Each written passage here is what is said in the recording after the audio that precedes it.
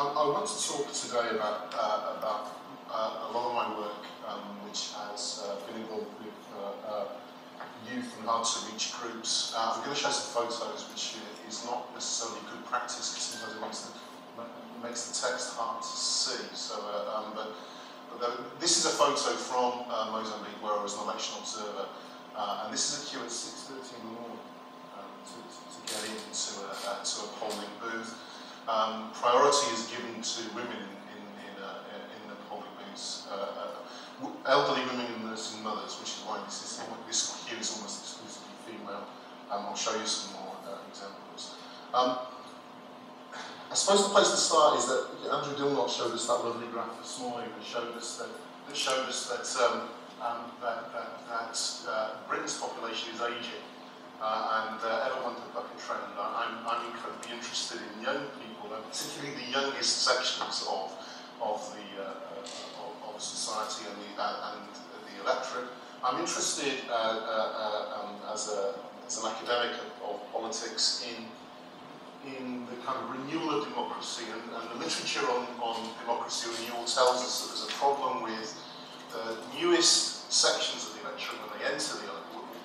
When they get to voting age, are less participative than previous generations were at that age. That's not to say they won't catch up, but they seem to have further to travel than previous generations have. So the academic world is concerned about turnout in particular, but just general kind of participation in democracy is a problem, and it's particularly a problem for youth.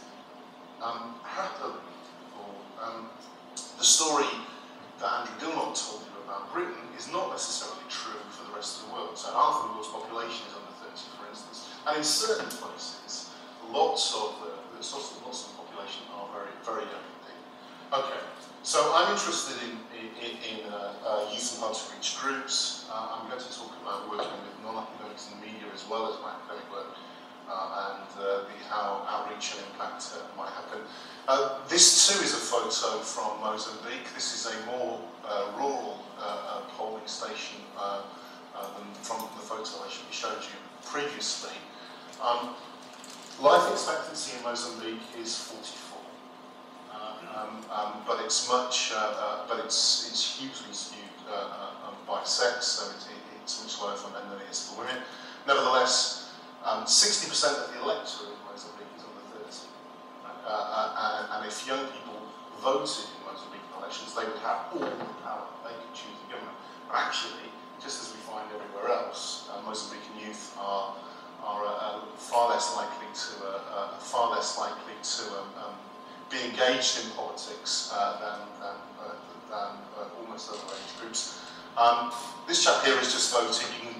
You might be able to spot the kind of purple stain on his finger to show that he's voted. This is about 11:30 in the morning. The National Voting Day is a national holiday. He was the only male under 25 we could find at this polling station. It wasn't in a uniform. And turnout in Mozambique was relatively high, actually.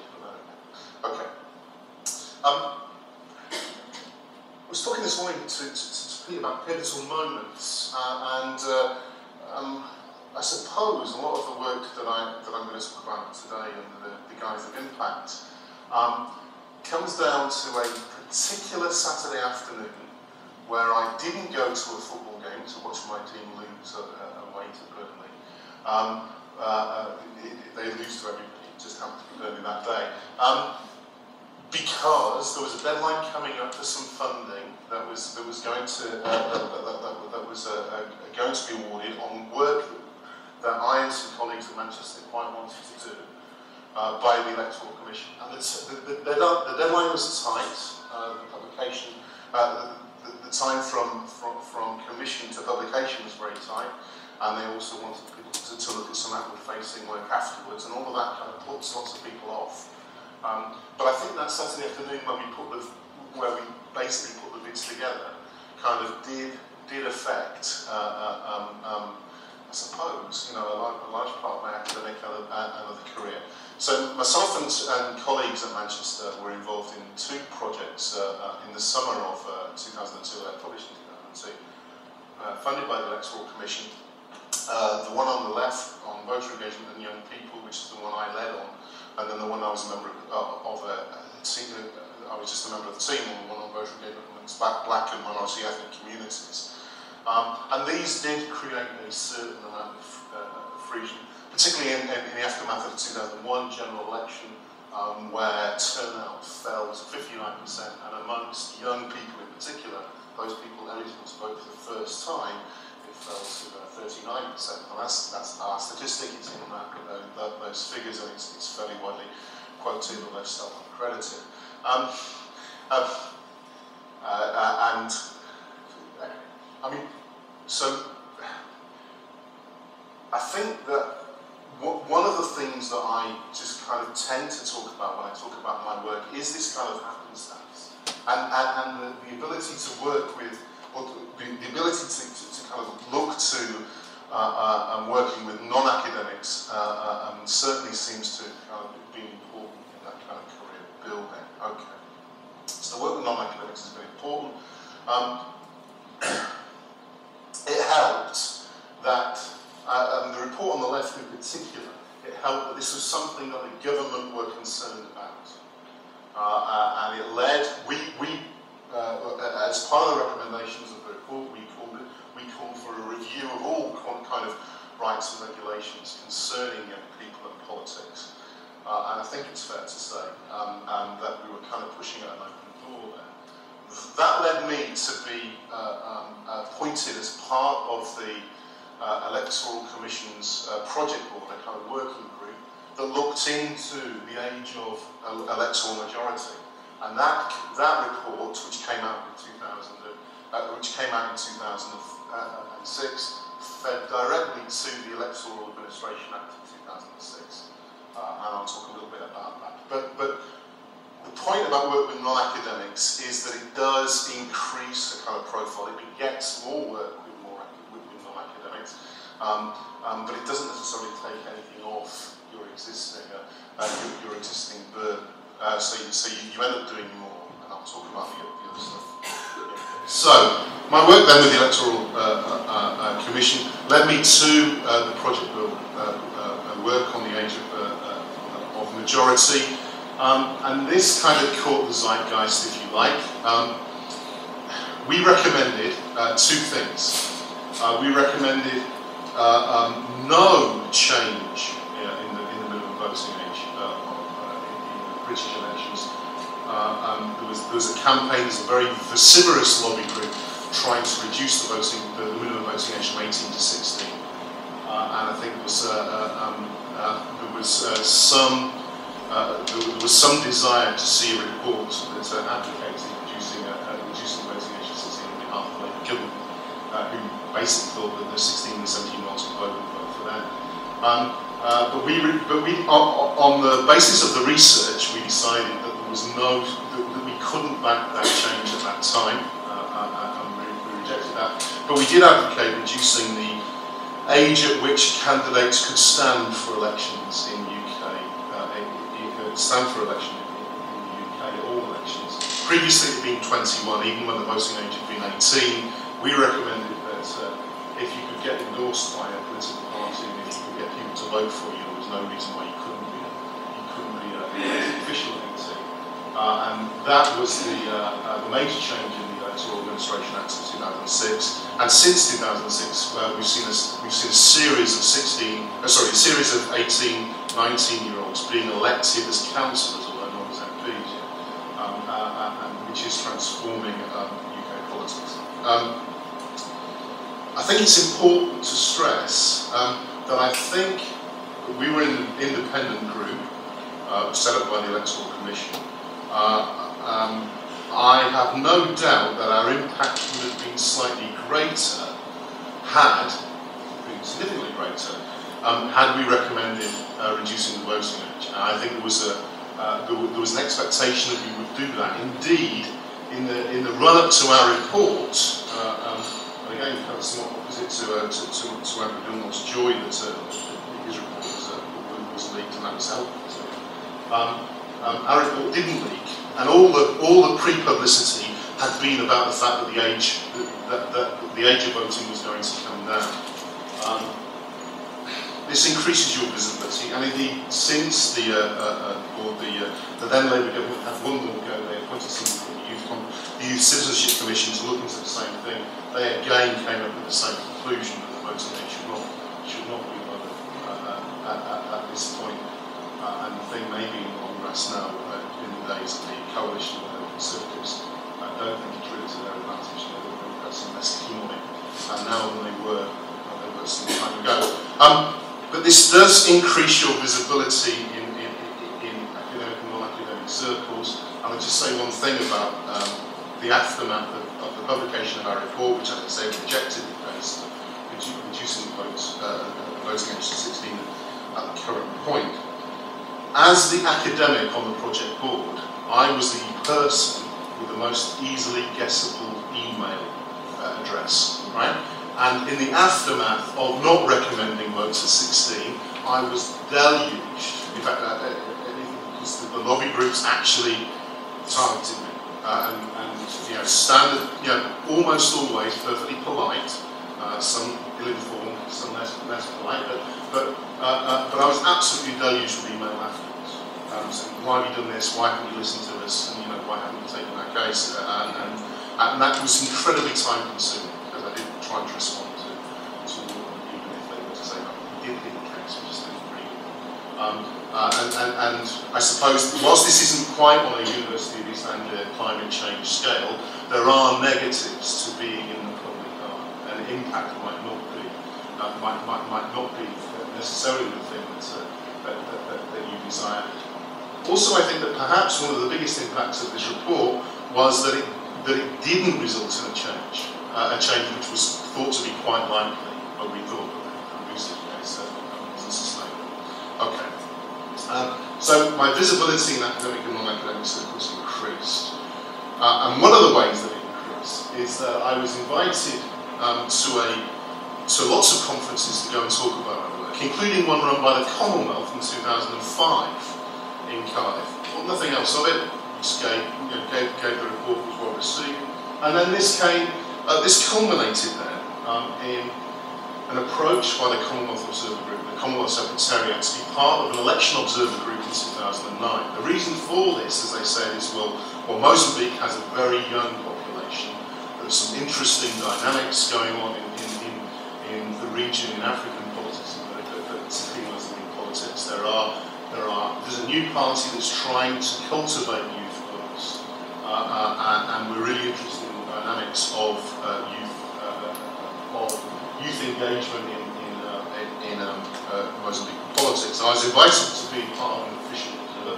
Commonwealth Secretariat, a fantastic organisation to work for because they just have access that most organisations can't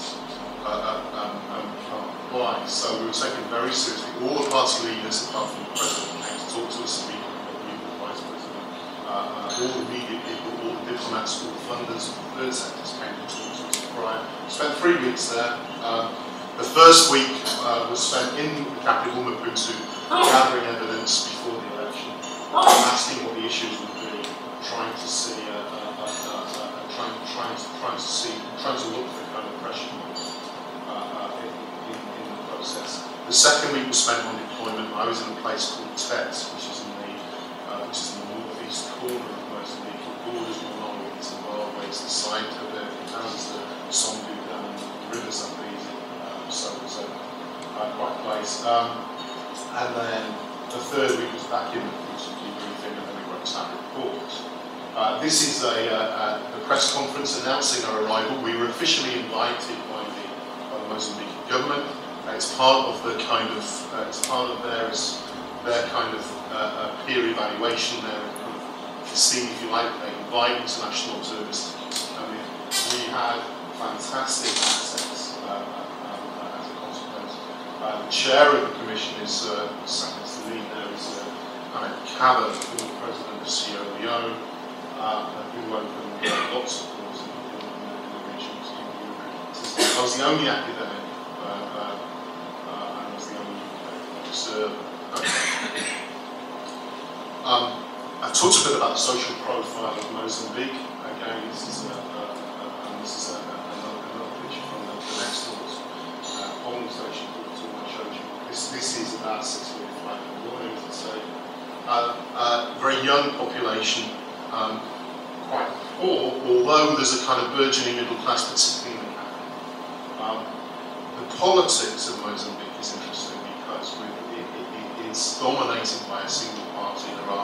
There is an opposition party that have always been the losers since it emerged from civil war into democracy in the late 80s and 90s. And there's a really interesting kind of media profile in Mozambique where the press is kind of free, but there are structural limitations to what's being said. Separation between party and state is the real issue.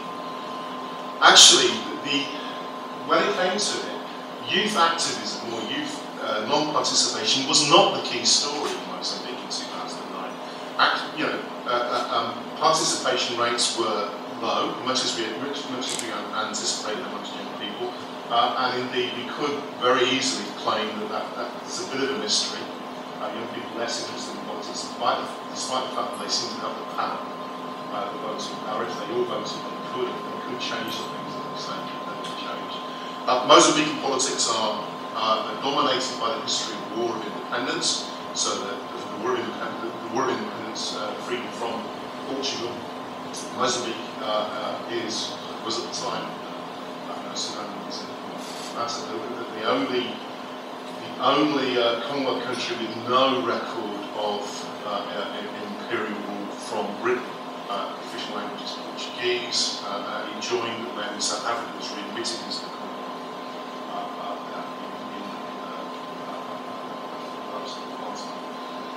So the history of the War of Independence has an imprint on the Portuguese life, a particular imprint on the social and political life as organised, and so does the Civil War. The Civil War, we had the party that became the Frelimo government were funded by the Soviet bloc, particularly from East Germany, and then the Renamo rebels were funded by firstly what was then Rhodesia and then South Africa. Now, the consequence of those two groups fighting each other is in the late 1980s, both simultaneously ran out of money and ran out of desire to fund a war in a different country.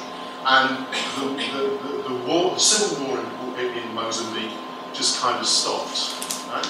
There was no real. There was a peace treaty, but there was no real reconciliation process. And what you have is the organisation of politics still relies on organised the civil war. You still have villages and towns that were associated with one party, and the whole thing was dominated by Frelimo. There is Frelimo were the most popular party. They were always going to win the election. What was surprising as an observer was how hard they tried to win an election they were always going to win. So they did campaign really, really heavily. There was a third party, the Movement for Democratic Change in Mozambique, which was just setting off. The Electoral Commission found there were some irregularities with their registration. They were only allowed to stand in 4 of the 11 provinces. It was obviously hampered their ability to be a viable party in 2009. But the feeling was that 2009 might be the staging post for future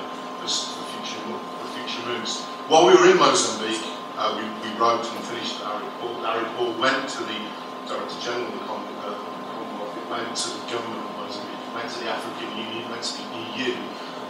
The EU are particularly important because they're a funder for democratic development in North Africa. The African Union is obviously important. So your report does have a resonance. Our basic recommendation was that some of the tentacles of the party and state apparatus needed to be reduced, particularly on things like the Electoral Commission. Okay, I'm just going to show you an example. Within the space of 600 metres, all 3 parties have offices in this place called Mortis, which is in the south. Okay, so that's the headquarters of this rural this rural community of the ruling party Fellowe. It's pretty close. This is actually a couple of days before the election. So that's the building where Frelimo, the biggest party, have their headquarters. The very next building, although it's about 200 metres further away, is the offices of Renamo, which is a bit different. And you can kind of see that there may be differences in resources of these parties. And then the movement for democratic change in Mozambique did have an office. It was unusual that in multi-state did have an office. I'm going to show you that.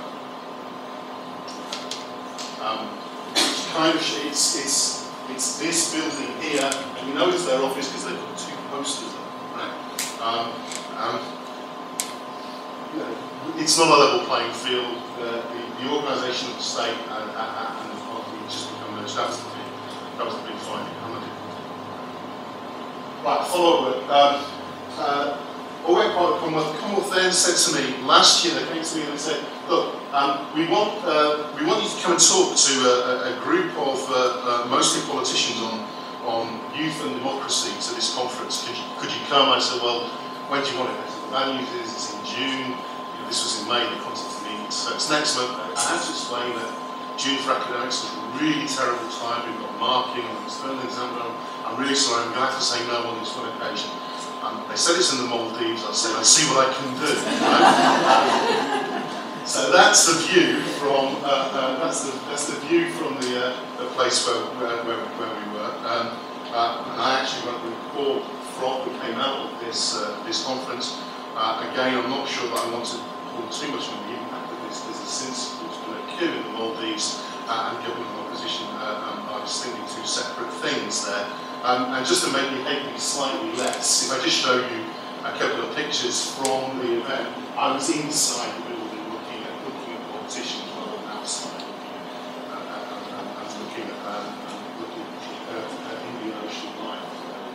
Okay, but once you're on the contacts list of people like this, they do keep coming back to you. And if you are willing to do things like this, and then finally, I'm going to talk about some work I've been doing with the Open Society Initiative.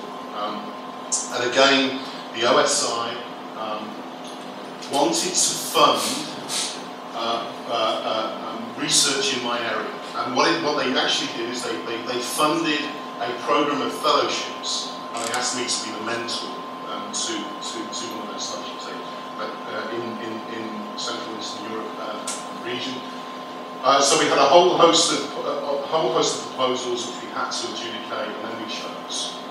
We chose 6 successful proposals, and then we developed over the course of the next 18 months a series of policy proposals in their own countries, and then looked at some plans to try and implement policy the failed policy proposals.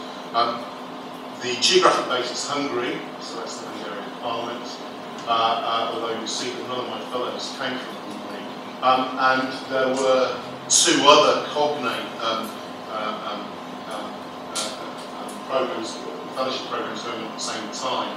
And that meant that we just brought together a body of young researchers, mostly practitioners, who were working in the region, which was fantastically interesting to bring together. And again, we kind of found very similar things. Here are a couple of my fellows. My fellows came from Bosnia, Bulgaria, Kosovo, Moldova, Montenegro, and Serbia. Former Yugoslavian republics are fascinating. They all tell you, "Oh, things are different in my country," and then they tell you exactly the same thing that everybody else is saying about why it's different for exactly the same reasons. And there are a number of similarities there. Kosovo is really interesting because it's so patriotic, and that means it's not just young people, it's women and people there, and rural women's lives are very different from people in cities. Moldova, fantastically exciting for those people who were about you. You know, the Moldovan Twitter revolution of 2009. All you need to know is it wasn't really a revolution, and it didn't really involve Twitter, but it was in Moldova, and it was in 2009, and what it concerns is younger people in Moldova rejecting the publicly proclaimed outcome of an election and having a stake in the future running of that country. Okay, let me move on. One of the things that OSF did for us was to put on a conference. The Open Society Foundation put on for us a conference in the region to look at youth participation. We were here put into contact with people from Syria, from Egypt, from Kyrgyzstan. We're really interested in some of the things we do, particularly. And my fellows' plans, well, you know, 3 of them have had impact on the implementation of youth action plans. A couple of them are lobbying existing laws to say they need to be adapted, so to be developed in Bosnia, or to be devised at the local level in Kosovo, Bosnia and Bulgaria, just because of the national plans and kind of fake policies to be effective. They need to be effective at the local level. And then the youth representation advocacy, particularly in Moldova, after the Twitter revolution, this idea that young people were active. What we find is that they're less interested now. How do you keep them engaged? Moldova, Bulgaria, for instance, and Kosovo have a problem with young population leaving and not coming back, and so there's quite different problems that you might associate if you were just concerned with Britain. So the fellows are having an impact. I think that and it's just been incredibly refreshing for me to be involved in this work. Just to find similar stories from similar people in similar circumstances, but with distinct differences as well. And I think that I'm going to stop in a minute and ask you about example. My personal story, and I'm not sure how typical this is, but personally I found that I think it was really important that this agenda emerged from the research I was interested in anyway. So I wasn't chasing an elusive dream. I didn't think, how can I go and have impact? I was lucky enough to find myself occupying a research space that was possible to have some sort of impact. And then that impact was part of a natural process after I engaged with non-academics. And I think that, as I say, it's not in tandem with the publication of academic papers, but both singly and collaboratively. But you do have to do slightly different things, produce some things for slightly different audiences. Having said that, I don't think I've really changed what I've said to suit an audience. I just thought what's the best way of reaching these audiences. And then finally, I think that the real boon for me has been that it's refreshed my research agenda. So, whilst I quickly felt that there was very little new to say about youth politics in Britain, to internationalise my research agenda actually has been incredibly refreshing, and has given me and has improved my research as a consequence. I think it was.